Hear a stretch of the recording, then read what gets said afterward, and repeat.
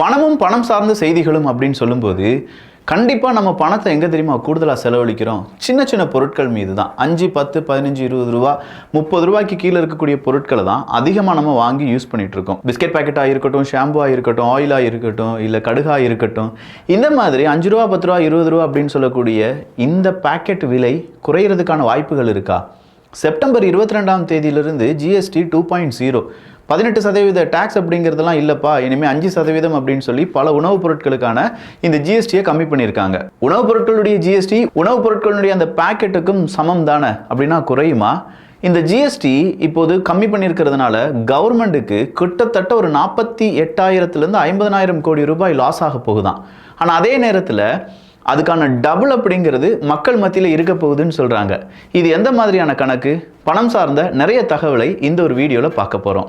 இது தமிழ் பொக்ஷம் வழங்கும் பணவியல், பணமும் பணம் சார்ந்த செய்திகளும்.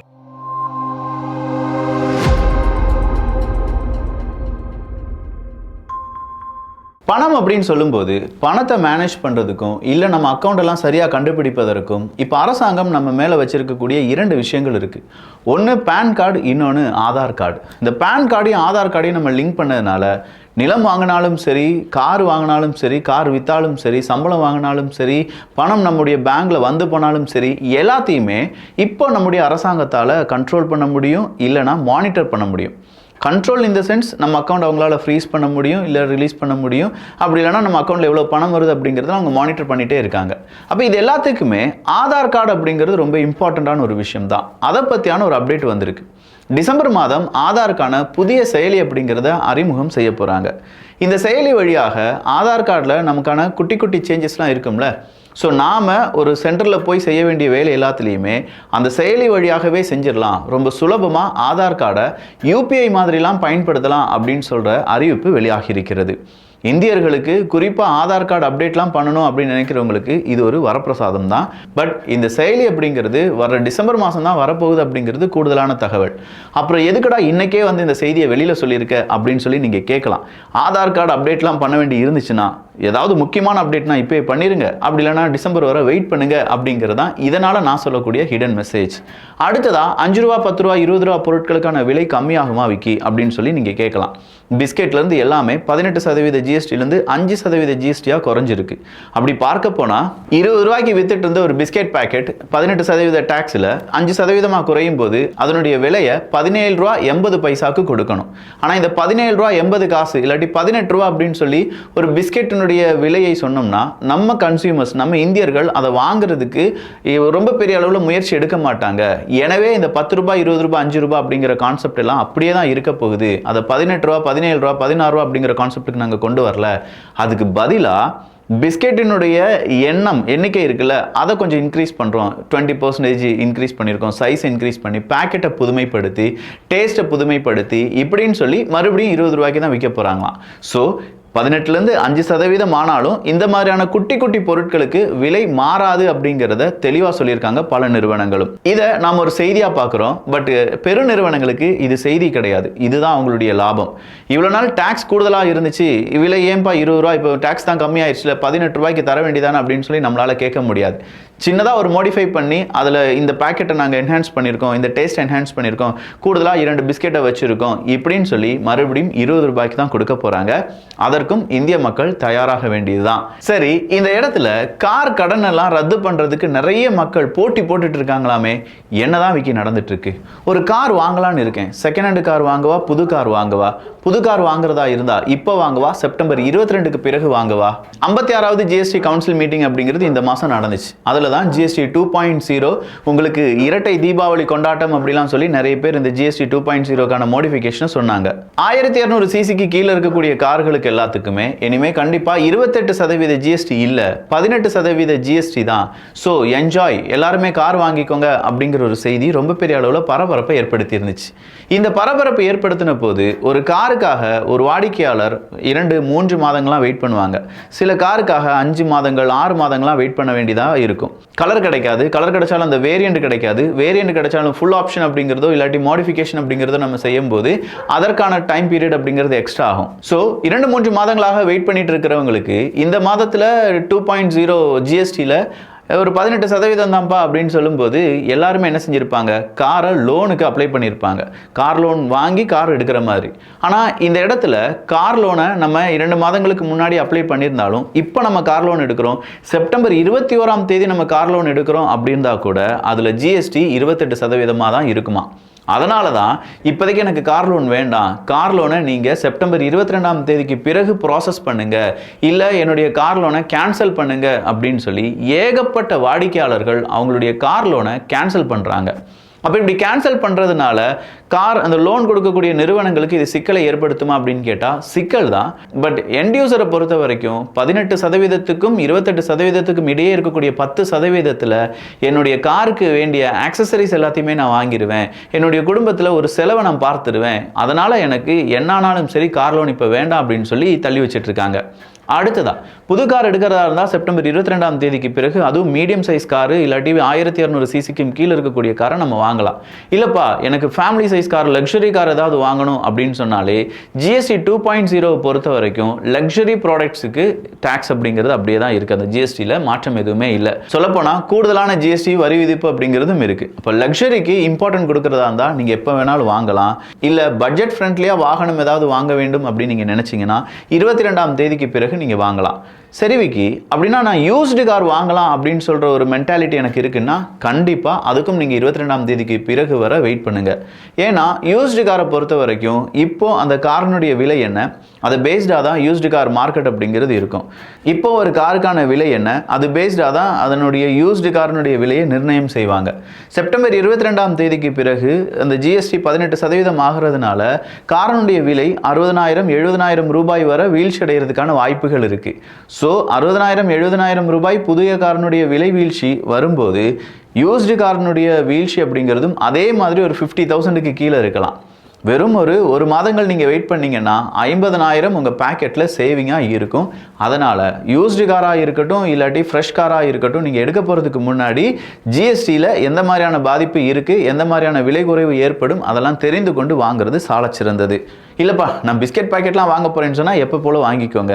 முக்கியமான 28%லேருந்து 18% ஜிஎஸ்டியாக குறையக்கூடிய பொருட்களை கொஞ்சம் வெயிட் பண்ணியே வாங்குங்க அப்படிங்கிறதா அட்வைஸ். டோட்டலாக 400 பொருட்களினுடைய விலை நம்ம யூஸ் பண்ணக்கூடிய நிறைய, அது வந்து ஏர் கண்டிஷனாக இருக்கட்டும், ஃப்ரிட்ஜாக இருக்கட்டும், டெலிவிஷனாக இருக்கட்டும், மொபைல் ஃபோன்ஸாக இருக்கட்டும், இப்படின்னு சொல்கிற 400 பொருட்களினுடைய விலை கம்மியாக போகுது. ஸோ இந்த இடத்துல அடுத்ததாக என்ன நடக்கும் அப்படின்னு சொல்லி நீங்கள் கேட்கலாம். இன்றைக்கி 15ஆம் தேதி, 22ஆம் தேதிக்கு இன்னும் 7 நாட்கள் இருக்குது. இதில் பலவிதமான ஆஃபர்ஸ் அப்படிங்கிறத அமேசான், ஃப்ளிப்கார்ட் போன்ற பல தளங்களில் பல நபர்களாலும் பார்க்க முடிகிறது அப்படிங்கிற ஒரு தகவலும், நிறைய கடைகளில் இப்போ ஆஃபர் அப்படிங்கிறத அள்ளி தெளிச்சிருக்காங்க அப்படிங்கிற ஒரு தகவலும் வெளியாகுது. அதுக்கெல்லாம் காரணம் இருக்குது. ஜிஎஸ்டி அந்த விலை கம்மியாகும் போது பொருளுடைய விலையும் கம்மியாகும். ஒருவேளை பொருளினுடைய விலை கம்மியாகிறது அப்படிங்கிறத இப்போவே நம்ம கம்மியாக கொடுத்துட்டோம்னா அந்த ஆஃபர்ஸில் கிடைக்கக்கூடிய லாபமும் நமக்கு வேறொரு கடைக்கு போகிறதுக்கு பதிலாக நம்ம கடைக்கே கஸ்டமர்ஸ் வந்து வாங்கிடுவாங்களே அப்படிங்கிற ஒரு சின்ன கிமிக் வேலையும் செஞ்சுட்டு இருக்காங்க. ஏன் மகேந்திராலாம் அறிவிச்சாங்களே, நீங்கள் செப்டம்பர் 22ஆம் தேதி வரை வெயிட் பண்ண வேண்டாம், இப்போவே நாங்கள் விலை குறைப்பை ஈடுபட போகிறோம், இப்போவே உங்கள் காரை வந்து புக் பண்ணுங்க, 18% டேக்ஸ்லேயே நாங்கள் புக் பண்ணிக்கிடுவோம் அப்படின்னு சொன்னாங்கல்ல. இது எல்லாமே வியாபார யுக்தி தான். ஆனால் இந்த யுக்தியால் உங்களுக்கு ஏதாவது லாபம் இருக்கா, இதை போய் இப்போ வாங்குறதுனால உங்களுக்கு ஏதாவது லாபம் இருக்கான்னு சொல்லி யோசிச்சுட்டு லாபம் இருந்தால் கண்ணை மூடி நீங்கள் வாங்கிக்கோங்க. சரி, அடுத்ததா இப்போ இருக்கக்கூடிய எக்கானமியில் ஒரு ஜென் இசட் அந்த தலைமுறையினர்கள் இருக்காங்கல்ல, ஒரு 20,000 கோடி ரூபாய் பிஸ்னஸுக்கு ஆப்படிச்சு விட்டாங்களாம். பொதுவாக இந்த ஜென் இசட் அப்படின்னு சொல்லக்கூடிய இந்த தலைமுறை இருக்குல்ல, 1997லிருந்து 2012 வரை பிறந்தவர்களை தான் ஜென் இசட் குழந்தைகள் அப்படின்னு சொல்லுவாங்க. அப்போ இந்த ஜென் இசட் குழந்தைகள் என்ன செய்வாங்கன்னா, ஒரு ஜாபில் ஏறி அந்த ஜாபை ரொம்ப பெரிய அளவில் விரும்பி செய்வாங்களான்னு கேட்டால் செய்வாங்க, ஆனால் அந்த அளவுக்கு விரும்ப மாட்டாங்க. ஜென் இசட்டை பொறுத்த வரைக்கும் அவங்களுக்கு அவங்க தான் செல்ஃப் லவ் தான் ரொம்ப முக்கியம். அவங்களையும் மீறி அவங்களுடைய வாழ்க்கையில் வேறு எதுவுமே கிடையாது. வாழ்க்கையும் ஜாபும் தனித்தனியாக இங்கே வந்து பார்க்கப்படாமல் இரண்டையுமே ஒன்றா பார்க்கக்கூடிய ஒரு தலைமுறை தான் ஜென் இசட் அப்படின்னு சொல்கிறாங்க. அதனால தான் நிறைய ஹெச்ஆர் ஜென் இசட் குழந்தைகளை எங்களால் என்ன செய்ய முடியல, சரியாக கண்ட்ரோல் பண்ண முடியல, அவங்கள வச்சு வேலை வாங்க முடியலை, ஏதாவது சொல்லிட்டா எனக்கு இந்த வேலை வேண்டாம் நான் அடுத்த வேலைக்கு போயிடுறேன் அப்படின்னு சொல்லி கிளம்பிடுறாங்களாம். ஏன்னா அவங்கள பொறுத்த வரைக்கும் ஸ்ட்ரெஸ் அப்படிங்கிறதையோ இல்லை பெரிய அளவில் அடிமையாக இருந்து இந்த வேலை செய்ய வேண்டும் அப்படிங்கிறதையும் அவங்க கவனிக்கிறதுக்கு தயாராக இல்லை. அப்படிப்பட்ட ஜென் இசட் எந்த மாதிரியான ஒரு கேட்டகரியில் இருக்கக்கூடிய 20,000 கோடி ரூபாய்க்கு ஆப்படிச்சிட்டாங்க அப்படின்னு கேட்டிங்கன்னா மருத்துவத்துறையிலையா? அப்படி என்ன அப்படின்னு கேட்கும்போது பார்ட்டி, சனிக்கிழமையான பார்ட்டி, ஞாயிற்றுக்கிழமையான தலைவலி, வயிறு வலி, அதனால் மருத்துவம் அப்படின்னு சொல்லக்கூடிய ஒரு ஜென்ரேஷன் இருந்துச்சு.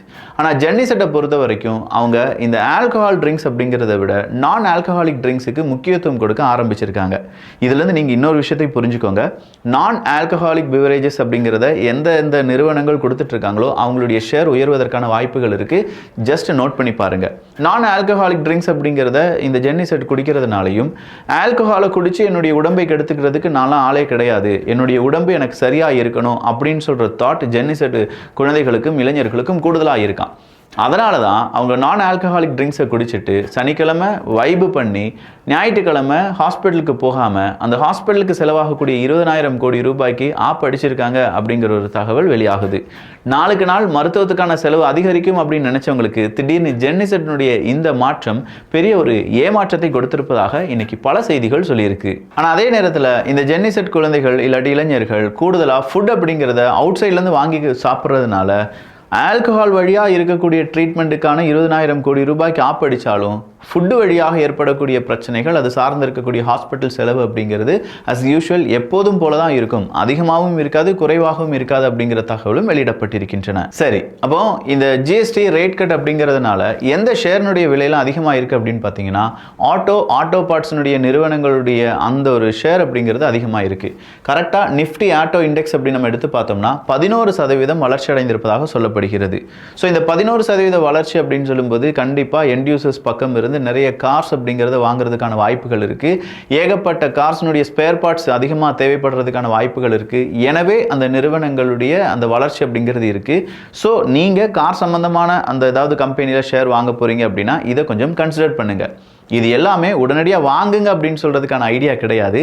இதனால தான் அதனுடைய ஷேர் உயர்ந்துட்டு இருக்கு அப்படின்னு சொல்லி கொடுக்கக்கூடிய குட்டி இன்ஃபர்மேஷன் மட்டும்தான்.